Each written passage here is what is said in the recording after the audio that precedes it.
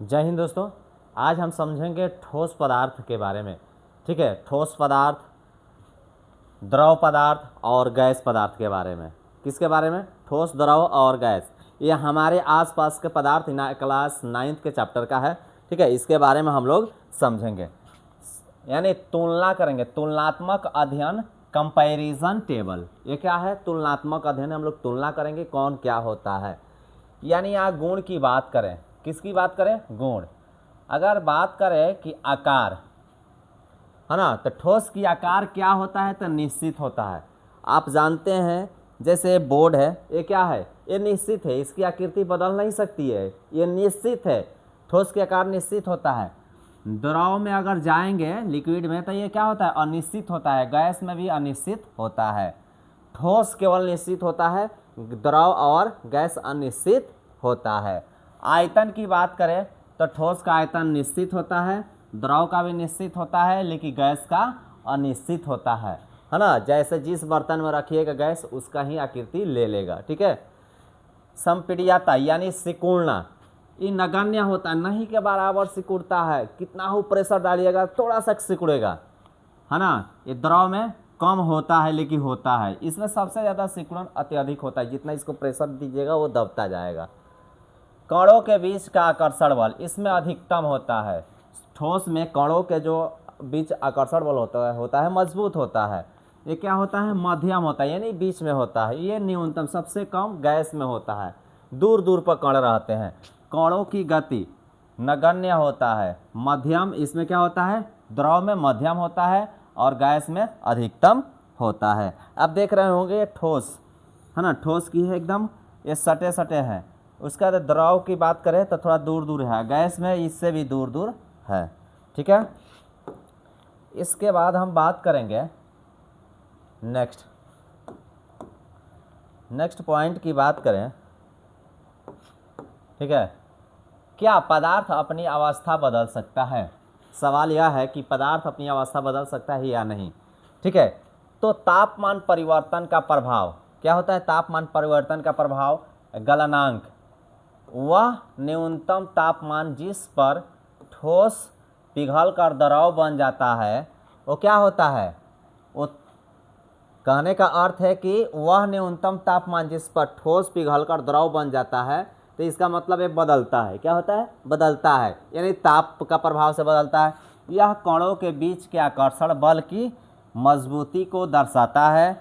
बर्फ का गलनांक क्या होता है? 273.15 केल्विन या 0 डिग्री सेल्सियस होता है।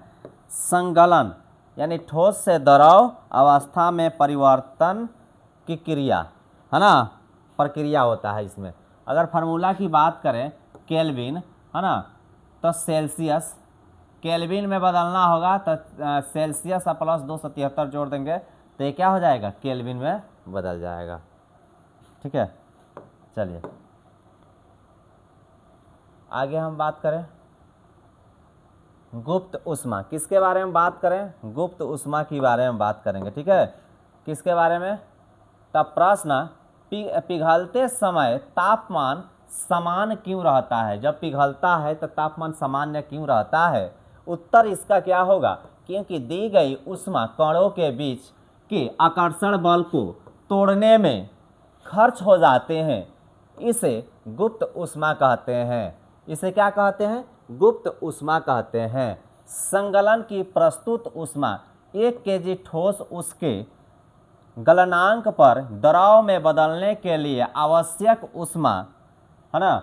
नेक्स्ट बात करें क्वथनांक, है ना, बॉइलिंग पॉइंट, वह तापमान जिस पर द्रव उबलने लगता है, यानी जल के लिए 273 केल्विन या 100 डिग्री सेल्सियस, 273 केल्विन या 100 डिग्री सेल्सियस पर जाएंगे तो जल उबलता है। आपसे पूछता है कि जल कितने डिग्री पर उबलता है, तो 100 डिग्री सेल्सियस पर उबलता है ना। अगर बात करें इसमें कि वाष्पीकरण की गुप्त ऊष्मा, 1 केजी द्रव को गैस में बदलने के लिए आवश्यक ऊष्मा क्या होता है ना, क्या होता है? वाष्पीकरण की गुप्त ऊष्मा होता है। ठीक है, अब नेक्स्ट पॉइंट की बात करें। नेक्स्ट पॉइंट हम लोग ऊर्ध्वपातन, जो कि बहुत इंपॉर्टेंट है, इसके बारे में हम लोग पढ़ेंगे। किसके बारे में? ऊर्ध्वापातन के बारे में हम लोग पढ़ेंगे। ऊर्ध्वापातन क्या है ना। तो परिभाषा की बात करें तो द्रव अवस्था में आए बिना ठोस से सीधे गैस और गैस से सीधे ठोस बनने की प्रक्रिया ऊर्ध्वापातन कहलाता है। बिल्कुल आप सही सुने हैं। सीधा क्या कहता है कि ठोस से सीधा गैस बन जाए और गैस से क्या हो जाए, ठोस बन जाए। ऐसी प्रक्रिया को, जैसे ठोस है और ठोस से ही गैस बन गया, अगर इस गैस से क्या बना दे, ठोस बन जाए, तो ये ऊर्ध्वापातन होता है। जैसे कर्पूर हो गया, क्या हो गया, कपूर। कपूर का नाम सुने होंगे, या अमोनियम क्लोराइड को गर्म करने पर वह सीधा गैस बन जाता है ना। विक्षेपण की बात करें हाँ, तो गैस से सीधे ठोस बनना, ये क्या होता है, विक्षेपण।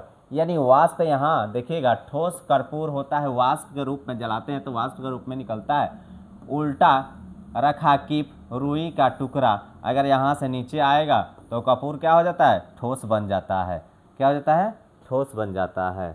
ठीक है, आप लोगों ने समझा, बहुत अच्छा क्वेश्चन है।